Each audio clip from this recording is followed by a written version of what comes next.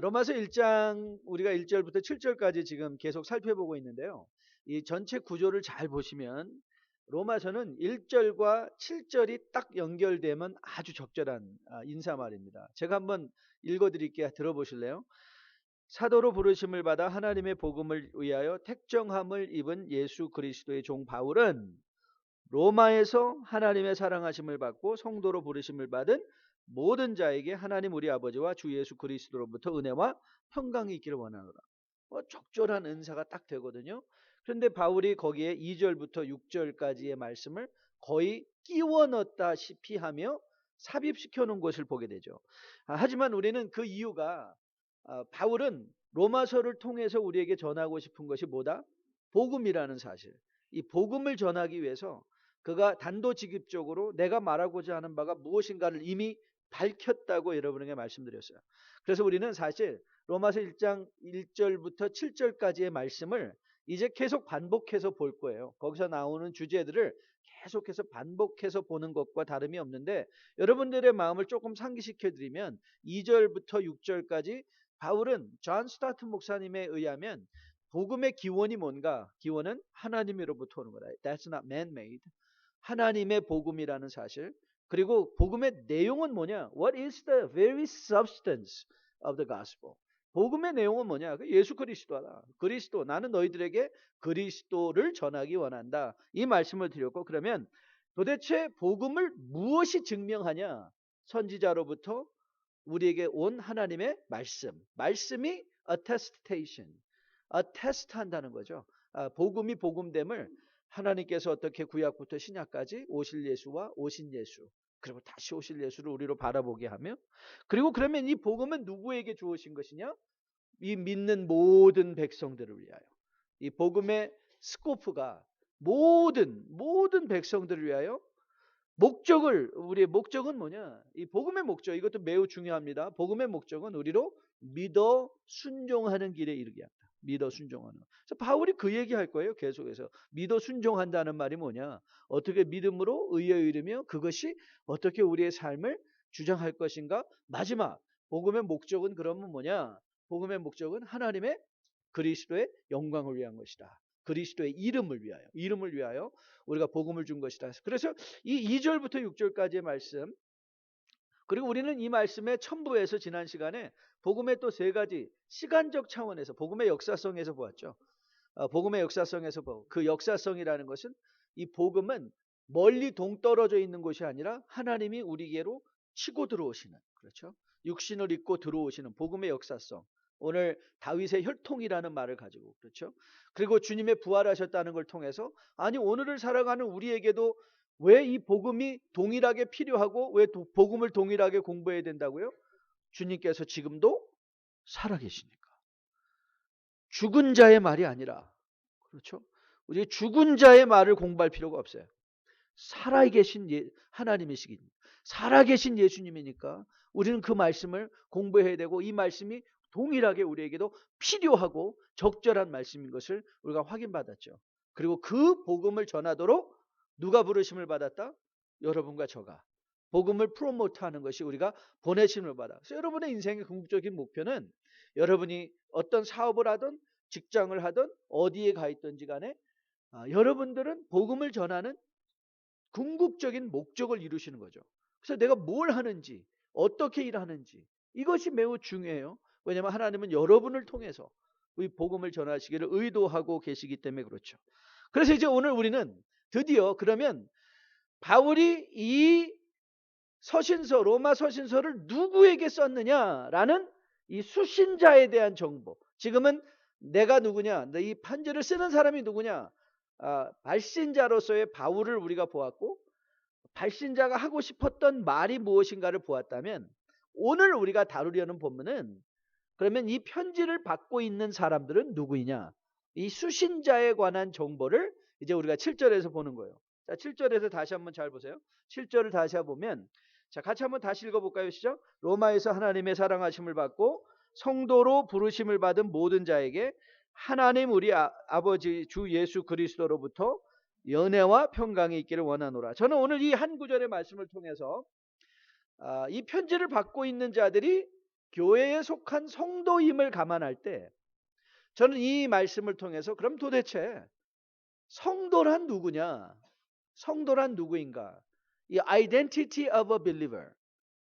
그래서 오늘 저는 여러분들이 성도가 이런 것이구나 라는 것에 대한 분명한 구체적인 이 말씀의 교훈을 마음에 받아서 내 자신을 비추어 볼 수 있는 여러분이 돼서 저는 여러분들이 더욱더 이 믿는 자들로 오늘 본문에서 의도하는 바 성도로 다시 한번 거듭나 세워지는 귀한 이 시간이 될 수 있기를 주님의 이름으로 축복드립니다.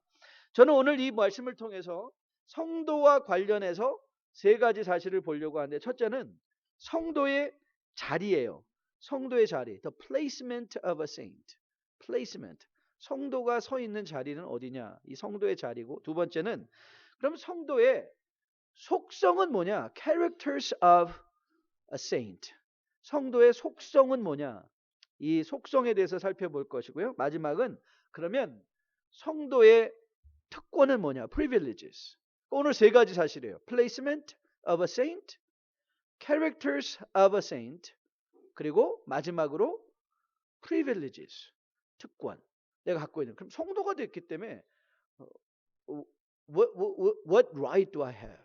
내가 갖고 있는 권리가 무엇이냐? 이거를 이제 한번 살펴보려고요. 한번 시작해 볼까요? 오늘 바울은 7절을 열어가며 이런 단어로 시작했습니다. 로마에서. 그러니까 바울은 밝히고 있어요. 너희들은 어디에 있는 자들이다? 이 로마에 있는 자들이라를 밝히고 있습니다. 존 스타트 목사님께서 닐이라는 이 학자의 글을 인용하면서 당시에 사람들이 생각했던 로마는 어떤 곳인가를 이렇게 적어 놓으셨어요. 잘 들어보세요. 로마는 시민들에게 평화를 선사한 영원한 도시이고, 그런데 이 평화는 무엇을 근거한 평화였을까요? 힘으로 근거한, 그렇죠?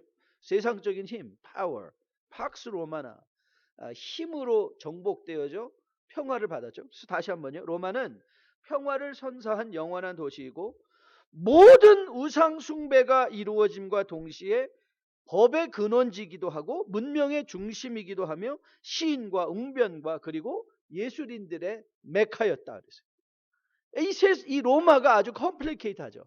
우상 숭배가 만연된 도시였고 힘이 이 평화가 있었지만 힘에 근거한 평화가 주장하던 도시였고 거기에 예술인과 시인과 웅변가들의 메카가 되는 그런 도시, 꿈의 도시였다는 것이죠.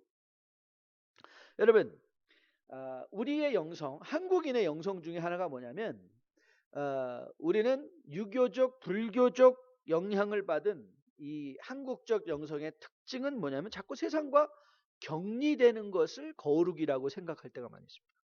그래서 뭔가 좀 도를 트기 원하면 꼭 어디를 가야 돼요? 지리산을 가야 돼요. 예, 지리산을 올라가야 돼요. 그래서 이런 것들도 잘못해서 무슨 은혜를 받으려면 자꾸 어디를 가야 돼요? 산기도를 가려고 해요. 그래서 뭐 나무를 뽑는다든지. 그래서 이게 사실 기독교용 산기도로 올라간다는 물론 굉장히 우리가 프로모트할 만한 우리가 격려할 만한 좋은 습관이기도 하지만 그러나 그 영성의 저변에는 은혜를 받기 위해서 우리는 세상을 떠나야 된다는 개념이 거기에 깔려 있는 것을 우리가 부인하면 안 돼요. 하지만 하나님은 가장 세상적인 곳에 가장 세속적인 곳에 교회를 세우세요. 하나님은 교회를 세상에서 꺼내내서 산속에 세우시는 분이 아니라 하나님이 하늘에서 내려오셔서 He come to the most sinful, most secular city in the world. There is a church. 거기에 교회를 세우시는 거예요. 그 로마에 교회를 세우시는 거예요. 여러분, 만일 이게 왜 중요한가 하면 여러분 한번 생각해 보세요. 만일 하나님이 교회를 세상과 단절시키는 것이 하나님의 의도였다면 if it was indeed God's intention to set apart 교회를 isolate from the world 그럼 하나님은 왜 세상에다 교회를 두시겠어요? 여러분 우리는 이미 이 낙원이라는 것, 천국이라는 것, 주님의 우편에 달린 강도를 통해서 우리는 순간적으로 갈 수 있는 곳인 것을 알고 있어요. 그렇죠? 주님께서 보여주셨잖아요. 그 낙원은 순간적으로 주님께 나를 기억해 주시옵소서 그랬을 때 뭐라고 즉시 답변해 주셨죠? 나와 함께 낙원에 있으리라 그러셨어요. 우리도 지금 주님이 계신 곳에 계실 수 있어요. 있을 수 있어요. 우리가 지금 왜 그런데 하나님은 우리를 이 땅에 지금도 두시고 계실까? 여러분이 그 질문을 하셔야 돼요. 여러분의 인생에 왜 나는 Why am I still here? 왜 세상에 아직도 있을까?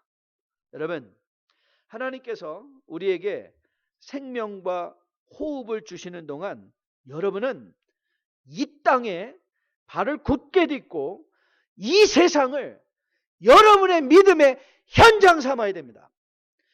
교회가 믿음의 현장이 아니에요. 여러분의 삶의 그 현장, 그 직장, 그 가정, 그 사업체, 거기가 믿음의 현장이 되는 거예요. 그리고 하나님은 거기에다 여러분을 두시는 거예요. 여러분 우리가 하나님을 부인하며 힘이 최고라고 돈이 최고라고 건강이 최고라고 외치는 이 세상 속에서 하나님은 우리를 이 땅에 두시면서 우리가 세상의 가치를 따라가지 않는다 할지라도 우리는 살아갈 수 있는 하나님의 능력이 있음을 보여주기 위해서 우리는 세상에 있어야 되는 거예요. 세상에. 사랑하는 성도 여러분, 저는 오늘 여러분에게 묻고 싶습니다. 여러분의 로마는 어디입니까? Where is your Rome? 여러분의 로마는 어디예요?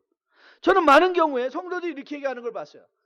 이 직장만 때려칠 수만 있다면 나는 더 거룩하게 살 수 있다고. 내 배우자만 좀 어떻게 변하면 나는 좀 거룩하게 살 수 있다. 내 자식만 조금 더 잘 되면 아니면 사업만 조금 잘 되면 여러분도 그런 생각이죠. 이 교회만 떠나면 내가 뭔가 좀 더 잘할 수 있을 거라고 생각하죠. 여러분 우리는 그 생각부터 바꿔야 됩니다. 하나님은 여러분의 로마를 그 가정에 주신 거예요. 거기를 떠나서는 믿음 생활이 이루어질 수 없어요. 여러분의 직장, 여러분의 마음에 안 드는 그 슈퍼바이저, 여러분의 마음에 안 드는 동료, 거기가 여러분의 로마예요. 지금의 여러분의 그 배우자가 여러분의 로마예요. 그리고 우리의 믿음 생활은 거기서 발을 굳건히 세우고 거기서 지지고 볶아야 돼요. 그게 믿음이에요. 바로 오늘 바울이 로마에 있는 교회에 편지하면서 우리에게 밝혀주는 성도의 자리는 산속에 뚝 떨어진 곳에 세상과 격리된 곳에 성도의 자리는 이렇게 옷 잘 입고 와서 모여 앉아 여기서 예배드리는 이 교회당이 여러분이 마땅히 있어야 될 장소가 아니라 오늘도 갈등과 반목과 배신과 손해봄과 그 삶의 현장 거기에 하나님은 여러분을 두시기 원하시는 거예요. 그리고 거기가 여러분의 로마예요. 여러분 바울이 서신서를 쓰며 우리에게 저는 애타게 외치고 있는 교훈이 바로 이거라고 믿습니다. 여러분 우리가 교회 역사를 공부하다 보면 교회가 가장 부패했을 때가 언제 있는가? 로마 여러분들도 들어보셨을 거예요. 로마의 중세의 수도원 운동 시대가 일어났을 때 사실 교회는 가장 부패했습니다. 교회가 산속으로 찾아 들어갔어요. 그래서 산속으로 교회가 들어갔더니 세상에 있는 교회는 가장 타락하고 교회인지 아니면 세상인지 구분이 안 가는 그런 암울한 암흑기를 지나게 되는 것. 어쩌면 오늘도 우리가 지나고 있는 현실이 그런 현실이 아닌가 생각해 봅니다. 자기의 로마를 부인하는 성도들. 자기의 로마를 부하는 여러분과 저의 자리는 우리가 몸담고 있는 이 덴버가 우리의 로마입니다. 제가 우리 큐티 세미나를 하러 오신 김진국 목사님과 대화를 나누는데 김 목사님이 어제도 그 말씀 하셨는데 저와 개인적으로 대화 나눌 때도 이렇게 말씀하셨어요. 목사님 제가 여러 지역을 다니면서 콜로라도는 교회가 안 된다는 얘기를 많이 들었습니다. 그래서 이렇게 고백하셨어요. 이제 그 말 안 하고 다니겠습니다. 콜로라도에도 교회 잘 됩니다. 제가 이제 그렇게 말하고 다니겠습니다. 어떻습니까? 우리가 우리의 로마인이 덴버에서 성도로서 살아갈 때, 그때야 비로소 하나님의 나라가 이 땅에 임하는 것 아니겠습니까? 저는 오늘 이 아침에 여러분의 처한 로마가 어떤 것인지는 저는 잘 모릅니다. 어쩌면 정말 이 갈등의 관계 속에 있는 교우 관계일 수도 있고, 가정 관계일 수도 있고, 사업의 현장에서 스트러글링하는 그 현실일 수도 있습니다. 그러나 여러분 기억하십시오. 바로 그 현실 속에 여러분은 여러분의 믿음의 뿌리를 내리고 그 자리를 피하는 게 아니라 거기서 하나님의 교회가 세워져야 함을 기억하시는 여러분과 저 될 수 있기를 주님의 이름으로 축복드립니다. 그러면 이 로마에 살도록 부르심을 받은 성도는 누구인가? 오늘 바울은 7절에서 성도가 누구인가라는 성도의 속성, 존재론적 속성에 관해서 두 가지 사실을 밝혀주고 있습니다. 첫째는 하나님의 사랑을 받은 자라는 거예요. 하나님의 사랑을 받은 자.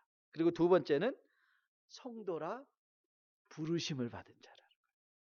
자, 그러면 믿는 자들은 어떤 사람이냐? 오늘 두 가지 사실이에요. 믿는 자는 첫째로 하나님의 사랑을 받았다. 두 번째는 성도로 부르심을 받았다는 거예요. 여러분 기억하시죠? 이 책 칭찬은 고래도 춤추게 한다. 자, 여러분 제가 공동체 생활을 이렇게 보면서요, 두 가지 부류의 사람들을 봅니다. 너무 사람이 교만해 가지고요, 접근하기 힘든 사람들이 있어요. 뭐 그 사람 앞에서 뭐 잘못만 한 번 하면 완전히 뭐 쌍코피 터지는 그런 사람이 있습니다. 우리 주변에 교만한 사람이 있습니다. 그리고 우리 주변에 이런 사람도 있습니다. 너무나 열등감에 완전히 쩔어서 무언가 아무 말도 하지 못하고 아무것도 하지 않고 무능함에 빠져서 삶 속에서나 혹은 인간관계 속에서 이 열등감으로 inferior complex and such arrogant pride, 이 두 가지 종류의 사람이 있어요. 그래서 이게 굉장히 이 사는 모습이 다른 것 같아요. 이 arrogant, 이 교만한 사람은 자신감이 있는 것 같고 뭐 그러는 건데요, 사실 두 사람이 똑같습니다. 그 사람들의 심리를 잘 조사해 보면요, 거의 보편적으로 공통점으로 나타나는 증상이 하나 있는데 그게 뭔지 아십니까? 열등감에 빠진 사람이나 교만한 사람이나 둘 다 대부분 부모님의 사랑을 받지 못하고 자란 사람일 경우가 굉장히 많습니다. 사랑을 받지 못한 거예요. 사랑을 받지 못하면 사람이 열등감에 빠집니다. 사랑을 받지 못한 사람은요, 지나치게 오버 컴펀세이션을 해요. 그게 교만해지는 거예요. 사람들에게. 그러니까 교만함과 열등감은요 똑같은 거예요. 그러니까 우리가 다 불쌍히 여겨줘야 돼요. 교만한 사람도 열등감을 느낀 사람도. 여러분 제가 아버지 학교를 하면서 저는 아버지 학교에 대해서 굉장히 프로포넌트입니다. 저는 아버지 학교를 정말 신봉하고 마음에 믿는 사람 중에 하나인데, 왜냐하면 제가 아버지 학교를 하면서 깨달은 게 있습니다. 저도 육신의 아버지나 부모님으로부터 그렇게 많은 사랑을 받은 것 같지 않습니다. 왜? 받을 기회가 없었습니다. 저희 아버님이 11살 때 돌아가셨으니까. 그래서 저는 어떻게 보면 정말 고등학교 예수님 믿기 전까지는 정말 열등감에 많이 시달렸던 것 같아요. 열등감이나. 그런데 제가 이렇게 저 자신을 돌이켜 볼 때 나의 열등감이 많은 경우에 교만함으로 나타냈던 경우도 너무 많이 있던 것 같습니다. 사람들과 거리를 두고 실수 안 하려고 하고 완벽주의적인 성격. 그런데 아버지 학교를 통해서 제가 새롭게 깨달은 게 있어요. 내 육신의 아버지는 비록 일찍 돌아가셔서 나에게 아무것도 해주실 수 없으신 분이었지만 하나님 아버지는 나를 사랑하시는구나. 하나님 아버지는 나를 사랑하시는구나. 아버지 학교를 통해서 제가 깨달은 게 뭐냐면 내가 사랑받고 있는 자라는 걸 깨달았어요. 내가 사랑받고 있는 자. 여러분 한번 따라해 보실래요? 여러분 가슴에 손을 얹고 한번 저를 따라해 보세요. 나는 하나님의 사랑받은 자이다. 여러분, 이 사랑을 받은 자들은요, 사람들한테 증명할 필요가 없습니다. 아버지의 사랑을 받았기 때문에 열등감에 허우적거리지 않습니다. 오늘 바울은 로마에 있는 교인들에게 이렇게 선포합니다. 너희들은 하나님의 사랑을 받은 자들이다. 저는 오늘 우리의 로마인 이 덴버에 있는 우리 뉴라이프 교회 성도들에게 이렇게 여러분들에게 소리쳐 선포하고 있습니다. 뉴라이프 교회 성도 여러분, 여러분은 하나님의 사랑을 받은 자들입니다. 하나님의 사랑을 받은 자들입니다.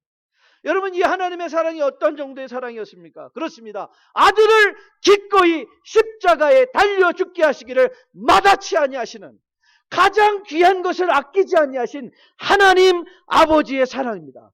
그래서 여러분과 저가 부르심을 받고 있는 관계는 율법적인 계약적인 관계가 아니라 사랑을 근거로 한 사랑의 관계인 것이죠.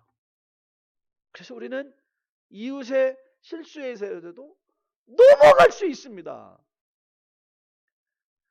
이웃이 우리를 힘들게 할 때도 용서할 수 있습니다. 여러분, 왜 우리가 용서 못하는 줄 아십니까? 왜 우리가 조그마한 사소한 감정적인 이 기분 나쁨을 지나치지 못하는 줄 아십니까?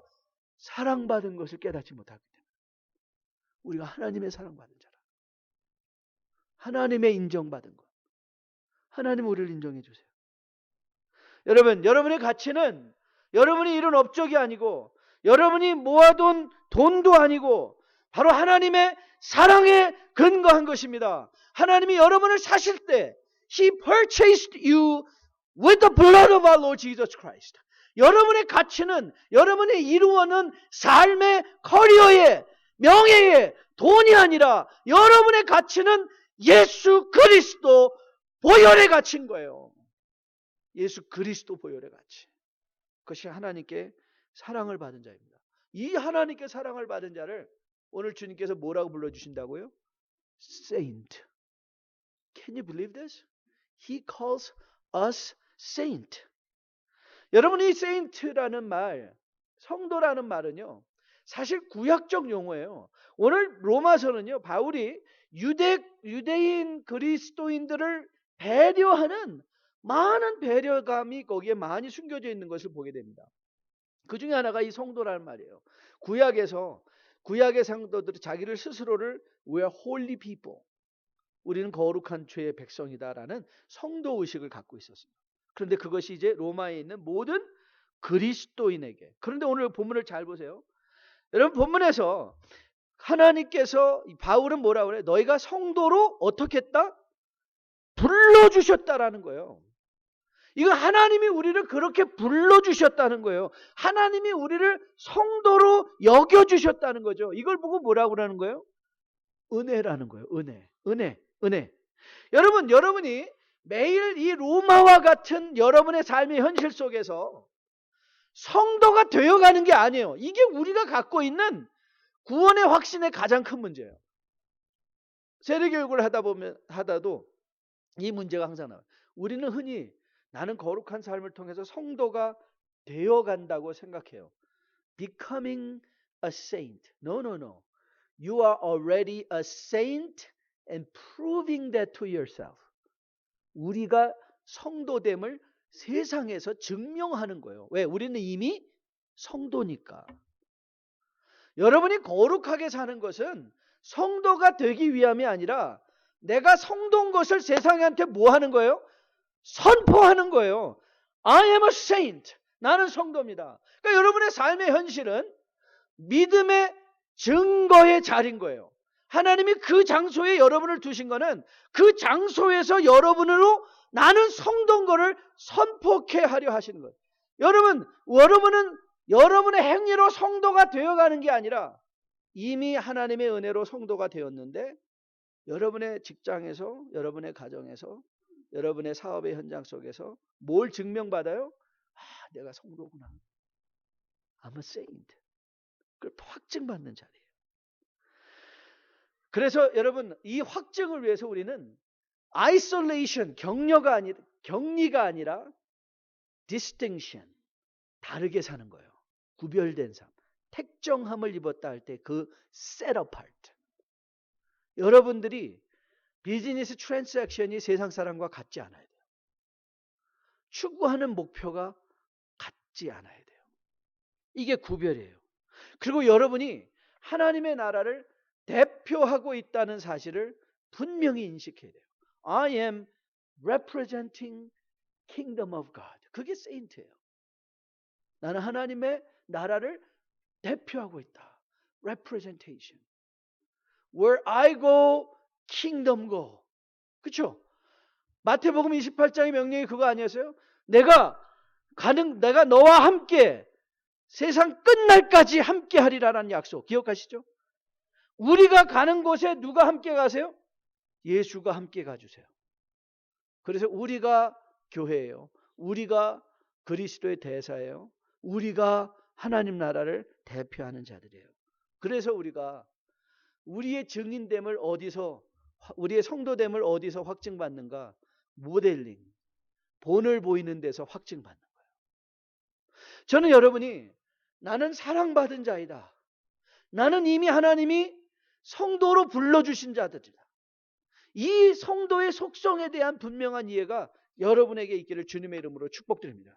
세상이 우리를 열등하게 하고, 아니 세상이 우리의 열등함을 감추기 위해서 교만하게 만들 때 기억하십시오. 내가 세상 사람들한테 열등할 필요가 뭐가 있나? 내가 교만할 필요가 뭐가 있나? 나는 하나님의 사랑받은 자. 저는 주일 내내, 일주일 내내 이 사실, 그래? 내가 하나님의 사랑받은 자래. 그리고 하나님이 나를 성도로 불러주셨대. 그 사실을 여러분의 삶의 현장 그 로마에서 확증받을 수 있는 여러분과 저 될 수 있기를 주님의 이름으로 축복드립니다. 마지막으로 오늘 바울이 이 성도의 마지막 특권을 우리에게 말해주고 있어요. 성도의 자리와 성도의 속성과 성도의 특권인데요. 자, 성도의 특권은, 자, 7절을 다시 한번 볼까요? 7절을 다시 볼게요. 같이 한번 읽겠습니다. 시작. 로마에서 하나님의 사랑하심을 받고 성도로 부르심을 받은 모든 자에게 하나님 우리 아버지와 주 예수 그리스도로부터 은혜와 평강이 있기를 원하노라. 우리가 갖고 있는 특권이 뭐라고요? 하나님 아버지와 주 예수 그리스도로부터 오는 은혜와 평강이 우리의 특권이에요. 은혜와 평강. 여러분, 요즘 한국의 연예가 소식을 보면 이 공황장애, panic attack, 불안증, anxiety disorder, 그거에 대해서 많이 제가 칼럼에도 잠시 나눴는데요.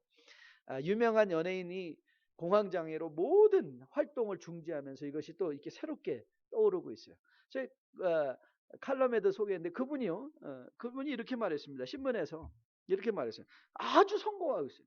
뭐 정말 개그맨의 4대 천왕이라고 할 정도로 영향력이 있고 굉장히 잘 나가는 사람인데 우리가 눈에 보기에는 아우 나도 저 자리에 가고 싶다 그런 사람이에요. I want to be like him. I want to be there. 근데 그 사람은 뭐라고 고백했냐면 이렇게 고백했어요. 그 사람에 관해서 기록한 신문 기사의 내용을 제가 한번 들어볼게요. 그 사람이 이렇게 얘기해요. 이 성공이 계속되지 않을 것 같아 불안하다. 그리고 여기서 파생된 내 삶이 갑자기 끝나면 우리 가족들은 어쩌지라는 극도의 불안감을 느낀다. 꼬리를 무는 불안이 그의 영혼을 잠식했다. 그는 자신 앞에서 웃으면서 이야기를 경청하고 있는 사람이 언제든 돌변에 자신을 칼로 찌를 것 같다는 망상에도 시달렸다고 한다. 여러분 이렇게 같이 앉아 있는데 그 마음이 옆에 있는 사람이 갑자기 칼 꺼내가지고 자기를 찔러 죽일 것 같다는 거예요. He has a money, he has a fame, 모든 걸 다 갖췄는데요. 자기가 이 칼럼에서 소개한 말을 한번 제가 읽어드릴까요? 칼럼에서 그는 이렇게 말했어요. 미래에 대해 지나칠 정도로 불안해요. 운 좋게 잘 되다 보니까 내 미천이 드러날까봐 내 능력밖에 복을 가지려고 하다가 잘못될 것 같다는 생각이 든다라는 고백을 했어요. 여러분 오늘 바울은 이렇게 선포해요. 바울은 성도는 하나님 아버지 주 예수 그리스도의 은혜와 평강을 입은 자는 나의 나된 것 하나님의 은혜라는 거예요. 그러니까 내가 지킬 필요가 없어요. 하나님이 주신 거니까. 내가 지키는 게 아니에요. 여러분 제가 물론 이 개그맨과의 정도는 다르지만 저는 이런 분들 많이 봤습니다. 제가 목회 30년 하면서요. 아직도 기억하는 산호세에서 그분 저는 아직도 굉장히 기억해요. 저한테 마음의 교훈 삼고는 합니다. 아, 돈을 무지 많이 버신 분이에요. 이분이 그냥 덜컥 암으로 결국 돌아가시고 말았는데요. 이분은 정말 새벽 4시에 일어나서 밤 10시 전에 주무셔 본 적이 없어요. He has a wonderful car, wonderful house. 그런데요, 그분이 제가 이 병상에서 아니 집사님, 근데 왜 이렇게 못 노셨어요? 왜 이렇게 못 쉬셨어요? 이렇게 될 때까지 그 암도요. 일하다가 완전히 일만 하다가 나중에 암인지도 모르고 감기인 줄 알고 감기암만 듣다 드시다가 나중에 완전히 hands off 그런 케이스예요. 근데 그분이 그 말해요. 목사님 불안했어요. 불안했어요. 그러니까 그 사람은 한 번도 누린 적이 없어요. 그동안에 자식들은 마약에 빠져서 완전히 다 폐인이 돼버렸고 그분에게 있어서 그분을 움직이는 힘은 그거였어요. 더 많이 돈을 모아놓으면 뭔가 될 것 같아. 그랬는데 몸이 없어져 버렸어요. 여러분, 저도 제가 요즘 건강 때문에 많이 고생하고 있습니다. 근데 제가 돌이켜보면 내가 언제 건강을 이렇게 많이 상했나 할 때 제가 1차 개척을 했을 때였어요. 34살 때 제가 개척을 해서 처음 3년 동안 저도 이분과 다를 바가 없었어요. 새벽 4시에 새벽기도 하러 나와서 밤 10시 전에 들어가 본 적이 없어요. 그 더운 에어컨도 없는 그 더운 사무실에 거기서 죽어라 하고 나름대로 일을 했어요. 그리고 교회를 세워보기 원했어요. 그리고 내가 정말 이 교회를 지켜보려고 노력을 했어요. 그런데 그때 저는 건강을 많이 잃어버렸어요. 과중된 스트레스에 웨이트 게인도 이 몸무게도 통제가 안 되고. 그런데 어느 날 깨달았어요. 내가 지킬 수 없는 것이라는 것을 깨닫게 됐어요. This is I cannot keep. 건강도 내가 지킬 수 없는 것인 걸 깨달았어요. 가정도 내가 지킬 수 없는 것인 걸 깨달았어요. 그리고 나니까 하나님께 맡겨드리기 시작했어요. 여러분, 그때는 저는 우리 딸내미가 94년생인데 교회 개척과 동시에 태어난 아이예요. 저는 처음 3년 동안 이 아이를 본 적도 없어요. 잘 때 나오고 잘 때 들어가고. 별로 누려본 적이 없어요. 아내도 가족도 저 때문에 들들 볶아진 거죠. 요즘은 제가 가끔 제 볼을 꼬집습니다. 아니 왜 이렇게 뉴라이프가 지속적으로 성장하지? 지난 11년 동안 어메이징. 제가 우리 지역에 있는 목사님들 만나면 젊으신 목사들 박사학위에 막 이런 분들이 너무 많아요. 제가 매주 설교를 들어보면서 어메이징해요. 이야 이렇게 설교 잘하는 목사님 이 나는 뭔가. 그런데 우리 교회는 왜 이러기지? 은혜예요. 은혜. 은혜. 그러니까 그걸 지킬 필요가 없어요. 하나님의 은혜는 내가 지키는 게 아니야. 그러니까 뭐가 생겨요? 평강이 생기는 거예요. 다리 뻗고 잘 수 있는 거예요. 오늘 누릴 수 있는 거예요. 포기할 수 있는 거예요. 진정 가치 있고 소중한 걸 위해서 내려놓을 수 있는 거예요. 좀 덜 먹어도 조금한 것에 살아도 조금 좋지 않은 걸 가져도 그게 포기가 될 수 있어요. 왜? 내가 지키는 게 아니고 내가 얻는 게 아니기 때문에 그래요. 여러분의 자녀들이 어떻게 세상에서 성공하는지 아세요? 저는 부모님들이 애들 닥달해가지고 교회 안 데리고 나오신 분 너무 이상해요. 이 아이들을 교만으로부터 이 아이들을 열등감으로부터 지켜줄 수 있는 유일한 힘이 뭔지 아세요? 하나님의 은혜를 받는 거예요. 이 아이들이 하나님의 은혜를 받아요. 하나님의 은혜를 받으면 열등감에 시달리지 않아요. 절대 교만해지지 않아요. 누리는 삶을 살게 돼요. 용서하는 삶을 하게 돼요. 너무 깜빡해서 지도 못하면서 뭐 그냥 칼날 같은 눈으로 이것도 안 되고 저것도 안 되고 이 아무 관계 삶의 틈도 없이 그냥 정죄하고 판단해버리고 누리지 못하는 그런 자리가 아니라 넉넉하게. 저는 예수님이 너무 좋아요. 아무도 주의를 기울이지가 않는데, 야 삭개오 내려와, 나 오늘 네 집에 머물 거야. 삭개오 내려와라. 제가 청탄절 말씀으로 요한복음 1장 14절을 준비하고 있는데요. 여러분 이 세상에 종교의 저는 그걸 너무 깨달아요. 모든 세상의 종교 중에 지도자는 다 떠나가 버렸어요. 김정일도 떠나갔고 김일성도 떠나갔고 마오메도도 떠나가고 부처님도 떠나고 다 떠나가요. 다. 그런데 우리 하나님은 오세요. 우리한테 오세요. 그리고 우리 안에 장막을 치신대요. 우리와 함께 하신대요. 그리고 자꾸 우리를 찾아다니세요. 잃어버린 한 마리 양을 찾듯이 많은 종교의 지도자들은 follow me 이랬는데요. 우리 하나님은 찾아가세요. 왠지 아세요?